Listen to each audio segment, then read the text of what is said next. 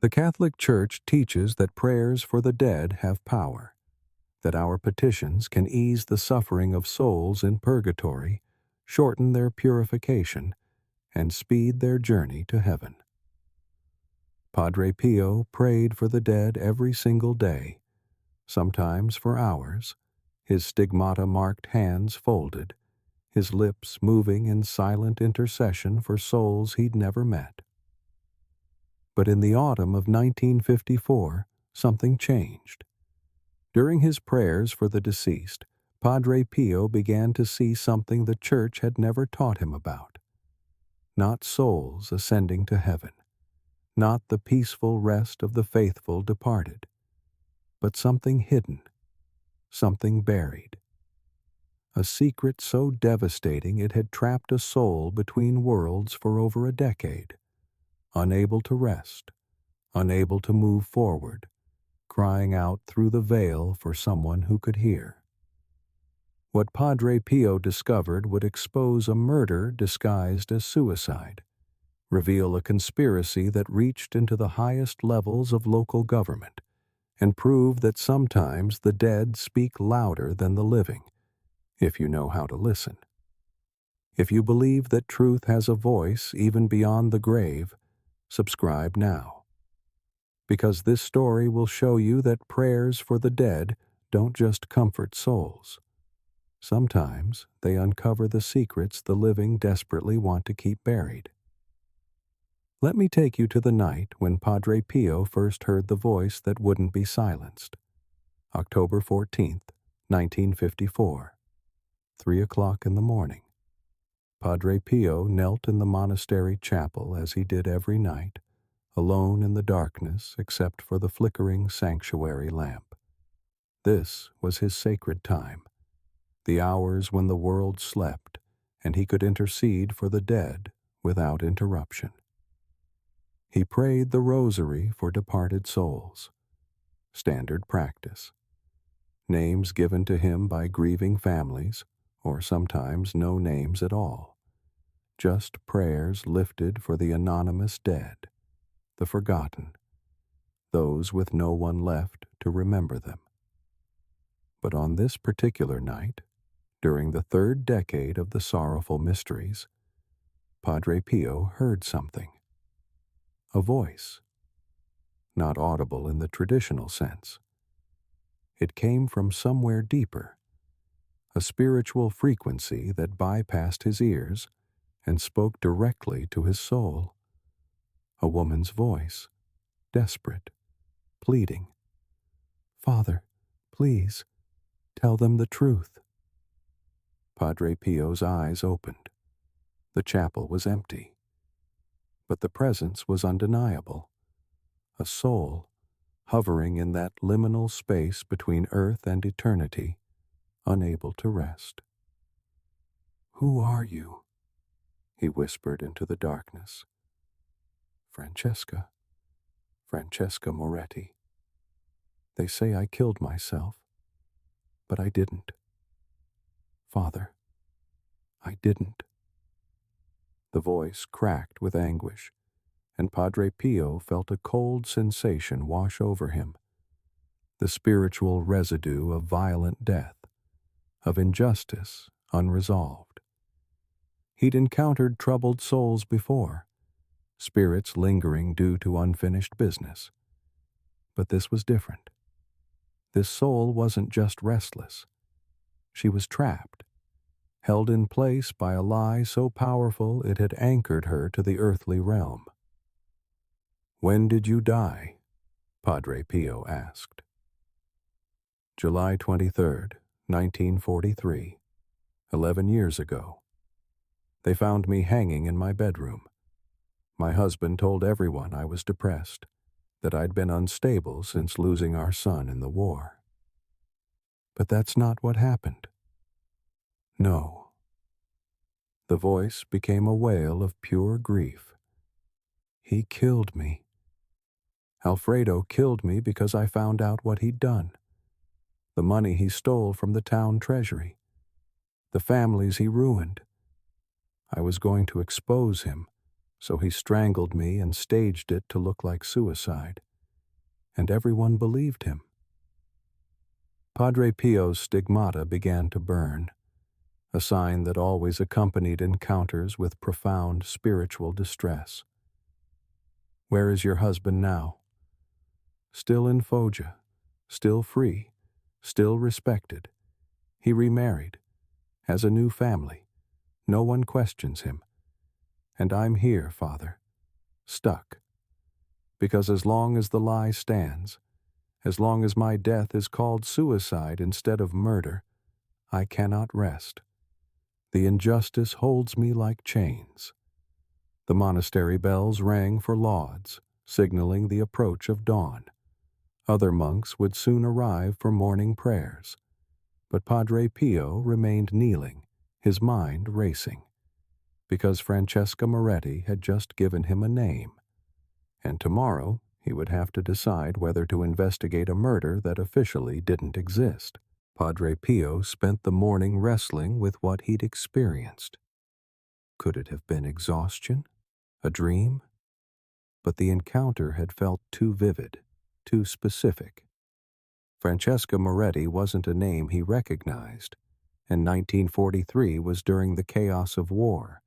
Records were incomplete, investigations rushed or abandoned entirely. He decided to write to Father Benedetto in Foggia, an old friend who'd served there for decades. The letter was carefully worded.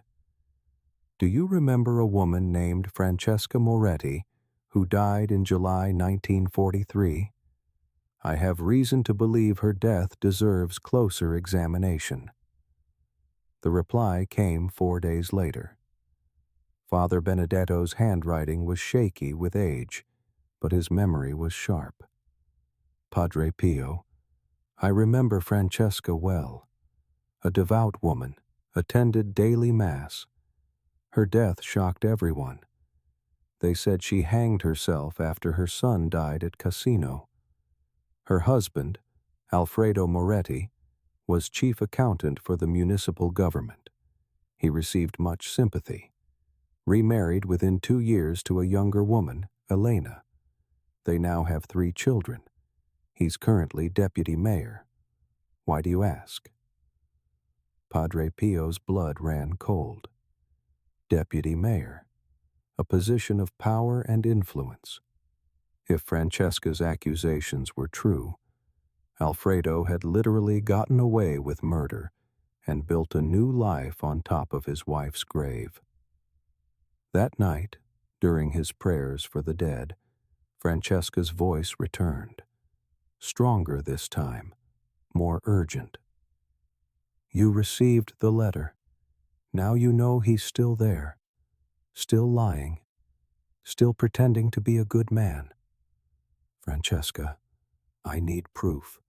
I cannot accuse a man based solely on the rope. Her voice cut through his objection. The rope they said I used. Alfredo told the police he found me hanging from the bedroom beam. But Father, I was terrified of heights. I could barely climb a ladder. How could I have tied a rope that high? How could I have stepped off a chair when I fainted at the sight of anything above ground level? Padre Pio's analytical mind seized on this detail. It was verifiable, concrete.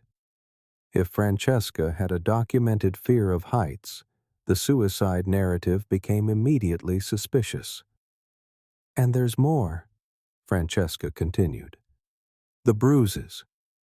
They said the bruises on my neck were from hanging, but there were bruises on my wrists too, defensive wounds. The doctor noted them in his report, but Alfredo convinced him they were from me struggling against my own impulses. The doctor accepted it because Alfredo was a respected official. Where is this report now? Municipal Archives, Building 3, Via Roma, 3rd floor, File 247H, July 1943. The specificity was stunning. Either Padre Pio was experiencing the most elaborate hallucination of his life, or Francesca Moretti was truly speaking to him from beyond death. he made his decision. Tomorrow, he would travel to Foggia, and he would find that file. Padre Pio rarely left San Giovanni Rotondo, but when he did, people noticed.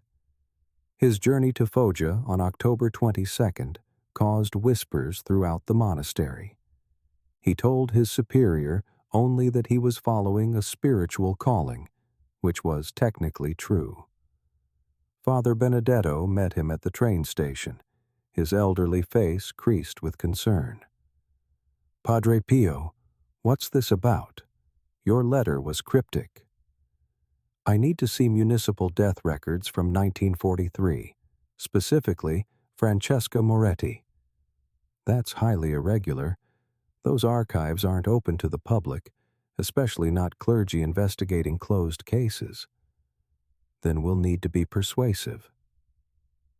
They arrived at the municipal building on Via Roma, a gray, bureaucratic fortress that smelled of dust and old paper. The clerk at the front desk was a thin, nervous man named Carmine, who nearly fainted when he realized who was standing before him. "Padre Pio? Here? In Foggia? I need access to death records from July 1943. Case file 247H. Carmine's face paled further. That's quite old. The archives are a mess from the war years. It would take time to... "I'll wait." Something in Padre Pio's tone made it clear this wasn't a request. Carmine disappeared into the back, and 20 minutes later returned with a dusty folder, his hands trembling. "This is it. But, sir, I should tell you, Deputy Mayor Moretti has influence here. If he finds out someone was looking into his first wife's death..." "He won't hear it from me," Father Benedetto assured him. "We're simply reviewing historical records for pastoral purposes." Padre Pio opened the file. Inside were police reports, witness statements, and a coroner's examination from Dr. Vincenzo Tallarico. He read carefully, his trained eye catching details others had missed.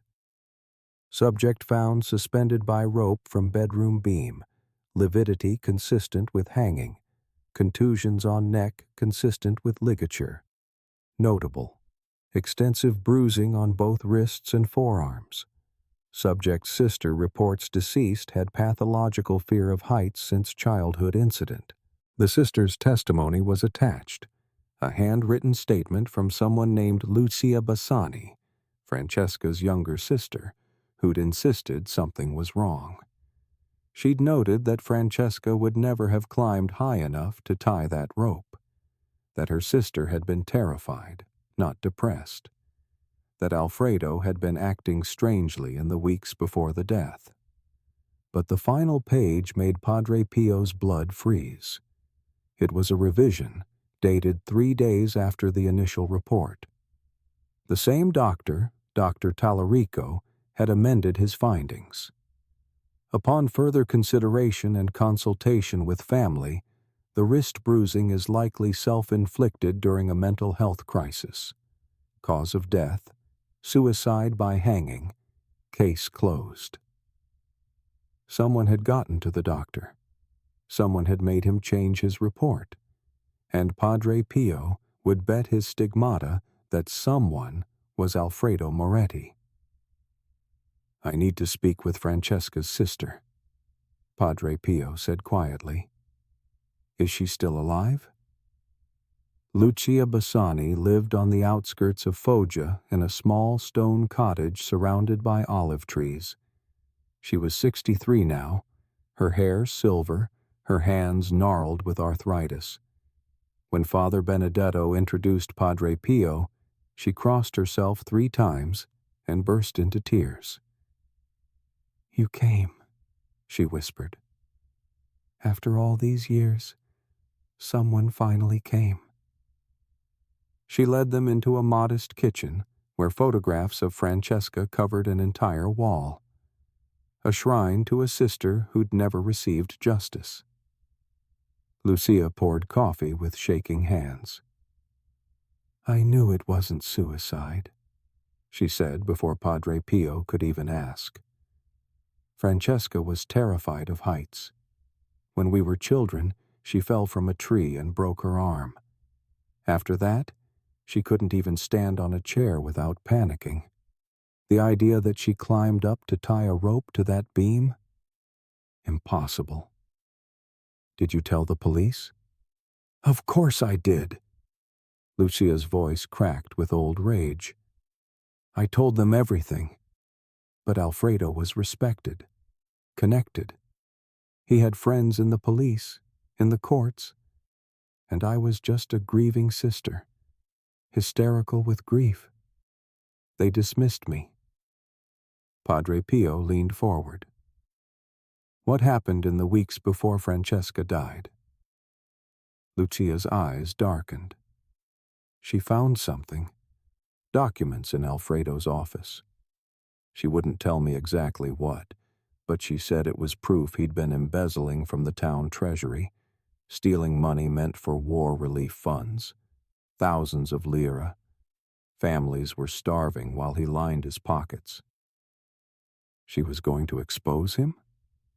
She went to Father Vincenzo at our parish, showed him the documents, asked for guidance. He told her it was her duty to report it, but to be careful. Alfredo was dangerous when cornered. Lucia wiped tears from her eyes. 3 days later, she was dead. What happened to the documents? Gone. Alfredo claimed she'd burned them during her mental breakdown. Everything disappeared, and within a month, the investigation into missing funds was quietly dropped. Father Benedetto spoke up. "What about Dr. Tallarico, the one who changed his report?" Lucia's expression turned bitter. "He died in 1948, hit and run. The driver was never found. But before he died, he'd started drinking heavily. My neighbor heard him at a tavern one night, drunk, saying he'd sold his soul for blood money." The pieces were falling into place. Alfredo hadn't just murdered his wife. He'd orchestrated a cover-up involving the police, the courts, possibly even the doctor's later death. "There's something else," Lucia said quietly, reaching under the table. She pulled out a small wooden box. "Francesca gave this to me 2 days before she died. Said if anything happened to her, I should keep it safe." She opened the box. Inside was a key, a photograph, and an address written on a slip of paper. "Storage Unit 17, Via Manzoni Warehouse." "She hid copies of the documents," Lucia whispered, "and I've been too afraid to retrieve them for 11 years. The Via Manzoni warehouse district was a forgotten part of Foggia, abandoned buildings left to decay after the war, used now mostly by smugglers and squatters. Padre Pio, Father Benedetto, and Lucia arrived at dusk, the key clutched in Lucia's trembling hand. Storage Unit 17 was in the basement of a crumbling brick building. The lock was rusted, but still functional. When Lucia turned the key, the mechanism clicked, and the metal door groaned open. Inside was darkness and the smell of mildew. Father Benedetto lit a candle. The space was small, maybe 6 feet square. But there, wrapped in oilcloth and packed in a metal box, were the documents Francesca had died to protect. Padre Pio carefully unwrapped them. Ledgers, bank statements, transfer receipts, all in Alfredo Moretti's handwriting. Money systematically siphoned from municipal relief funds between 1941 and 1943, over 200,000 lire, an astronomical sum. Families had starved during the occupation while Alfredo enriched himself. But there was something else in the box. A letter, in Francesca's handwriting, dated July 20th, 1943, 3 days before her death. To whoever finds this, if you're reading it, I'm likely dead. My husband, Alfredo Moretti, has stolen from the people of Foggia. I confronted him yesterday, and he threatened me.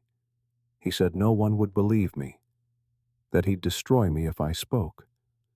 I'm hiding these documents because I believe truth matters more than my safety. If something happens to me, please, please, don't let him get away with this. My sister Lucia knows where this is hidden. Trust her, and may God have mercy on us all. Francesca. Lucia sobbed, clutching the letter to her chest. She knew. She knew he was going to kill her, and she still tried to do the right thing. Padre Pio stood, his face set with righteous fury. We're taking these to the authorities. Tonight. No. Lucia grabbed his arm. Alfredo still has connections. The police chief is his brother-in-law. The prosecutor golfs with him every Sunday. If we go through normal channels, these documents will disappear just like before. Then what do you suggest? There's a journalist from Rome, Giancarlo Rossi. He's been investigating government corruption in southern Italy. If we give him this story, with your testimony, Padre Pio, it'll be too big to bury. It was risky, unprecedented. But Padre Pio thought of Francesca's voice in the chapel, desperate and trapped. He thought of the 11 years she'd spent in spiritual limbo, unable to rest while her murderer lived free. Contact the journalist, he said. Tomorrow we expose everything. That night, Padre Pio returned to his prayers, and for the first time in weeks, Francesca's voice came through clearly. Thank you, Father. Finally someone listened. But her tone carried a warning. Be careful. Alfredo knows someone's been asking questions, and he's already killed once to keep this secret. Giancarlo Rossi arrived in Foggia the next morning, a sharp-eyed journalist with a reputation for taking down corrupt officials. When Padre Pio showed him Francesca's documents, his eyes lit up. This is dynamite, he said, photographing every page. But I need more than documents. I need testimony. Lucia, will you go on record? Lucia hesitated, fear warring with justice in her eyes. Then she looked at Francesca's photograph and nodded. I'll testify. And I will corroborate everything, Padre Pio added. I cannot reveal how I came to investigate this case, but I can verify the documents are authentic and speak to Francesca's character through those who knew her. Rossi's article hit Rome's newspapers 3 days later. Front page. Deputy Mayor of Foggia accused of murder and embezzlement. Evidence hidden for 11 years. The response was explosive. Within hours, national news agencies picked up the story. The photographs of Alfredo's ledgers, Francesca's final letter, and Lucia's testimony created a firestorm. The Vatican newspaper, L'Osservatore Romano, ran an editorial about justice for the dead. And when it became public that Padre Pio, the stigmatized priest whose reputation was known throughout Italy, was involved, the pressure became unbearable. Alfredo Moretti tried to flee. Police found him at the Swiss border with 2 suitcases full of cash and his second wife, Elena, hysterical beside him. He was arrested on November 3, 1954, exactly 3 weeks after Francesca's voice first reached Padre Pio in prayer. The trial lasted 4 months. Dr. Tallarico's amended report was exposed as fraudulent. The police chief who'd closed the investigation was forced to resign. 3 municipal officials who'd helped cover up the embezzlement were arrested, and forensic experts re-examined the evidence, concluding that Francesca's injuries were consistent with strangulation, not suicide. Alfredo Moretti was convicted of murder in the first degree and embezzlement. He received life imprisonment. His second marriage was annulled. His 3 children took their mother's maiden name, and Francesca's death certificate was officially amended from suicide to homicide. Justice, after 11 years, had finally arrived. But the most profound moment came on the night of the verdict. Padre Pio was in his cell at San Giovanni Rotondo, praying the rosary for Francesca's soul as he had every night since their first encounter. He reached the final Hail Mary, his stigmata aching as they always did during deep prayer. And then he felt it, a presence in the room, warm, radiant, peaceful. Francesca appeared before him, not as a voice this time, but as a full manifestation. She was luminous, her face no longer twisted with anguish, but serene with joy. Younger than she'd been at death, restored to the beauty she'd possessed before suffering had marked her. "Father," she said, and her voice was like music. "Thank you. The chains are broken. The lie is destroyed. I can finally go home." Tears streamed down Padre Pio's weathered face. "Go with God, Francesca. Your suffering is over. Tell Lucia I love her. Tell her I'm proud of her courage. And tell everyone who will listen." Francesca's form began to fade, growing brighter as she ascended.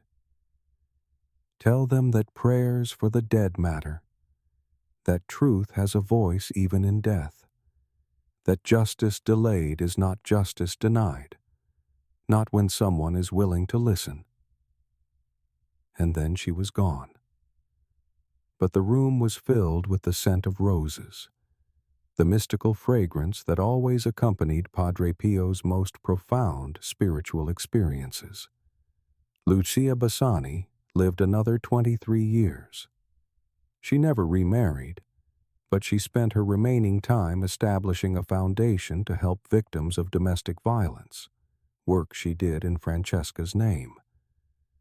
Before she died in 1977, she told a reporter, "My sister's voice reached beyond death because Padre Pio knew how to listen. He didn't just pray for the dead. He prayed with them.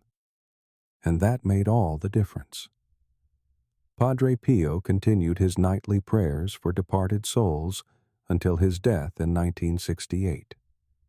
He never spoke publicly about Francesca's case, maintaining that privacy between the living and the dead was sacred.